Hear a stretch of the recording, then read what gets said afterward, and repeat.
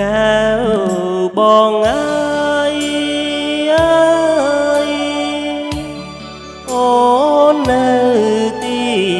ណារដូវការីងហើយណាវមិនអាណិត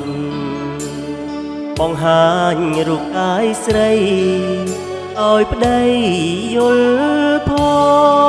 ងអូននៅនេះទេណាបងរៀមសំបីត្រកបានណាទេបងអាសូនផងណាបើ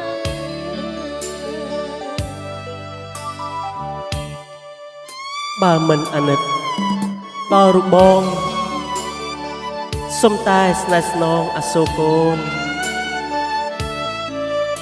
យំទារកបៅស្ទើរតែសូនអូនអើយម្ដេចក៏ដាច់មេត្តាអូនណាមិនអាចណាបងបានទេវិញគឺបញ្ជីព្រះរាជាបិតាព្រមអូនមិនមែនមនុស្សធម្មតាទីណាប្រថ្លៃបើបងហងហើបានណាយបងនឹងទៅតាមពីងស្រីទោះជី